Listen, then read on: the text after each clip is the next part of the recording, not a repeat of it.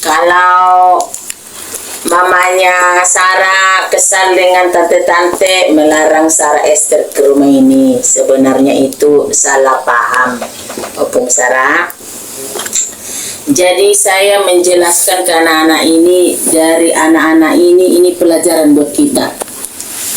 Nanti ke depannya yang berumah tangga pasti akan punya anak. Amin. Dari orang si Sarah dan Esther ini, umur mereka umur berapa ya? Kelas 1 SD lah. Saya selalu mendewasakan mereka itu. Sebenarnya nggak bagus kalau kata orang mah cepat-cepat anak dewasa. Tapi bagi pribadi saya, itu saya harus menjelaskan apa yang terjadi dalam kehidupan rumah tangga saya.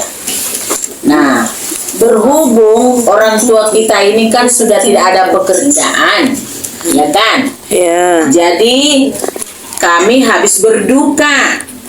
Nah, saya jelaskan ke anak-anak, jangan pergi ke rumah opung, kita nggak punya uang. Pergi ke rumah opung itu harus bawa beras minimal, telur buat makan kalian di sana. Saya bilang begitu ke anak-anak ini, Sarah dan Esther.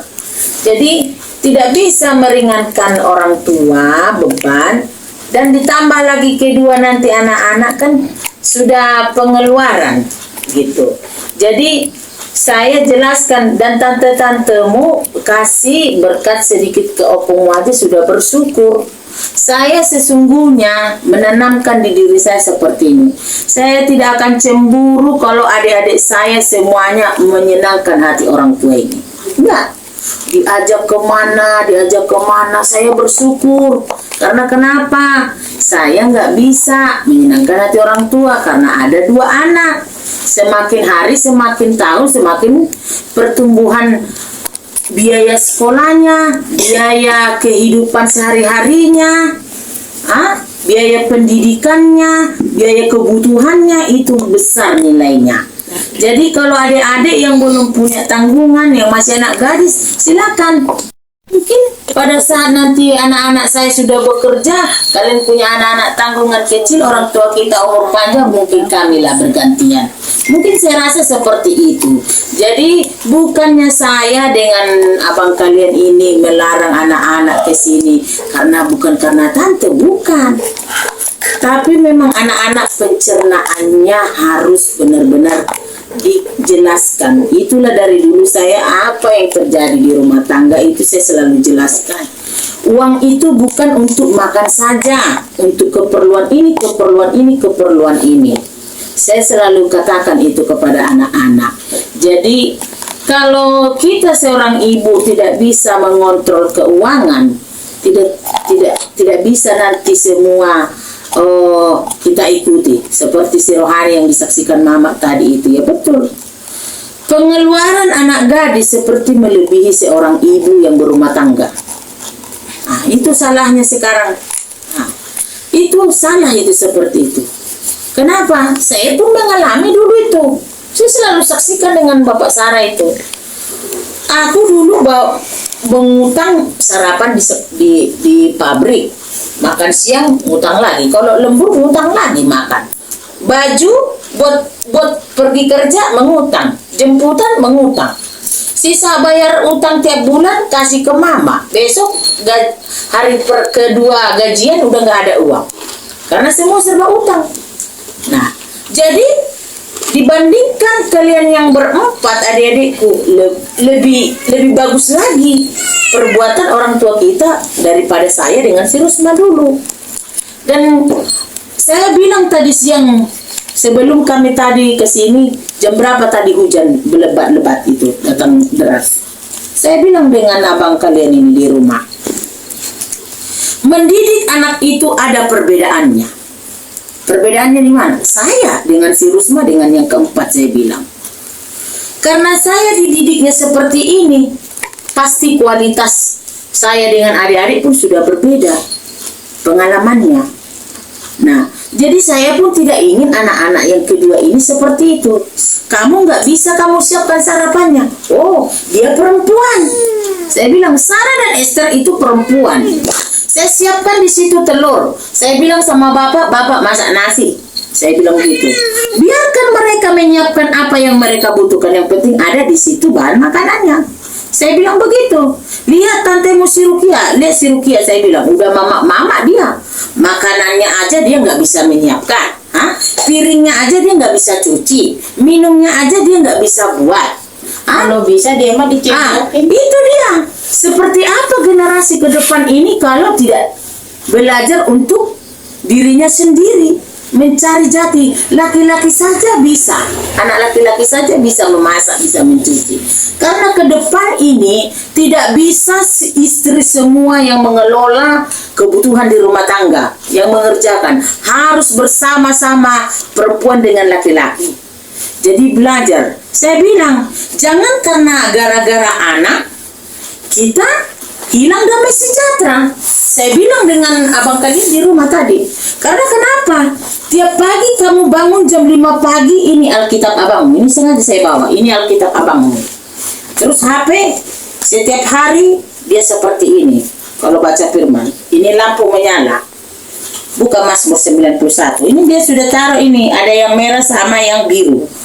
Kalau dia buka ini berarti dia sedang ada di Tawari. Tawari 7, Tawari 2 ini. Berarti selama dia dari Januari sampai Desember dia masih di Tawari. Nah, selesai dia baca Tawari, dia buka Mazmur. Beginilah terus dia setiap pagi jam 5 pagi. Tapi bangun nanti orang ini terlambat, Sarah dan Esther udah marah, dia emosi. Saya bilang, generasi sekarang ke generasi saya sudah berbeda. Saya selalu tanamkan dengan Sarah dengan Esther, tanggung jawab kalian itu adalah pendidikan. Kalau kalian ingin berhasil, sekolahlah. Di bumi ada kamera nggak? Saya tanya. Ini kita langsung masuk ke firman Tuhan aja ya. Di bumi ada kamera nggak? April? Ada. Di bumi ada buku? Ada. Ada pulpen? Ada. Begitu juga di dalam hal kerajaan sorga. Siapa yang ingat kesaksian ini? Firman ini? Tahun berapa kita kesaksian ini? Kalau saya pernah bawa firman ini. Berapa tahun yang lalu, Rohani? 3 tahun. Tahun kemarin di mana? Aku nggak di rumah. Kami di kampung bersama dengan mertuaku, kami kumpul semua, kami juga sharing firman Tuhan seperti ini sampai jam 3 pagi ya Pak, kita baru selesai firman Tuhan dari jam 11. Jadi kita untuk menghadapi generasi anak-anak sekarang ini, tanamkan saja yang namanya tanggung jawab pendidikan sekolah. Dan ajar untuk mandiri di dalam kehidupannya. Saya selalu bilang itu. Karena apa? Saya ini adalah seorang hamba. Kita ini semua katakan, saya ini hamba. Katakan sini, ini tangannya, angkat tangannya. Tangan kanan. Katakan, saya ini adalah seorang hamba. Katakan namanya, Marliani, saya adalah hamba. Marliani, saya adalah budak. Katakan nama masing-masing. Nah, kenapa kita ini dibilang budak? Memang kita ini budak. Kita ini hamba. Budak itu seperti hamba. Hamba itu seperti budak kalau menurut saya. Kenapa? Orang firman Tuhan katakan Bagaimana kita ini mau cinta Tuhan, firman Tuhan, melakukan firman Tuhan? Kan saya sudah pernah katakan bahwa 3 tahun yang lalu kalau memang itu betul. Malas baca firman Tuhan, malas berdoa. Tuhan bilang dari sorga, malasnya kalian berdoa, malasnya kalian ini, tapi keinginan banyak. Keinginan banyak. Keinginan itu, keinginan itu, keinginan itu.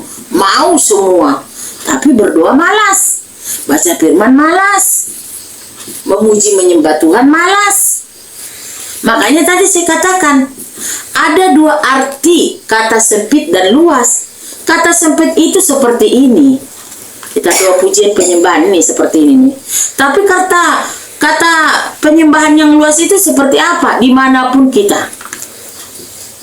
Dimana mau kita bawa kendaraan mobil seperti adik Sofian tadi bilang, dia mau di tahun ini sih kita sudah memasuki tahun 2024. Amin. Karena ini udah 12:30 Berarti si Sofian sudah mengaminkan kalau Sofian ingin punya SIM bawa mobil. Si Rusma menyaksikan itu di bulan 11 kemarin. Saya bilang bagus itu. Kita kan satu kampung di Sumatera. Manakala ada berkat, kita bisa ambil mobil. Amin. Kan gitu. Bisa kita pulang bersama, bisa kita pulang ziarah. Amin. Karena bapak kita kan di sana. Amin. Gak tahu entah si Eprit, si Rohani, nanti si Marito, si Rukia punya berkat mobil, banyak kalian yang jadi supir, yang bisa bawa mobil. Enaklah kita di mobil, capek 2 jam, gantian kita 2 jam lagi, gantian yang ini, gantian yang ini, kan enak gitu. Jadi intinya kita buka dulu firman Tuhan supaya kita tidak melenceng malam ini. Semua ada Alkitab? Amin. Kita buka dulu di kasur. Lukas 2 ayat 14. Alkitab di kasur. Kita buka Lukas 2 ya. Lukas 2 ayat 14. Sudah dapat semua firman Tuhan? Ayo, yang ada Alkitabnya dibuka. Terambilin dulu di kasur ter. Ayo. Alkitab kan. Kalau ada yang Alkitab, diambil Alkitabnya. Eprit nggak ada Alkitab? Mama di mana? Ada Alkitabku. Alkitabku ada. Di kasur tante. Iya itu ini Alkitabku. Ini Alkitab Mama. Ayo semua. Ayat berapa Kak? Lukas 2 ayat 14. Kemuliaan bagi Allah di tempat yang maha tinggi. Ya. Haleluya. Dan damai sejahtera di bumi di antara manusia yang berkenan kepadanya. Dari gembala pembina kita ya. Tadi dulu. Kenapa Alkitab nggak bisa ini? Kenapa nggak bisa? Sini. Apa tadi? Lukas 2 ayat Nggak bisa ini diganti. Kejadian doang. Sini. Sini, kamu perlu belajar. Allah. Kenapa ini begitu? Ini Masa sih nggak bisa.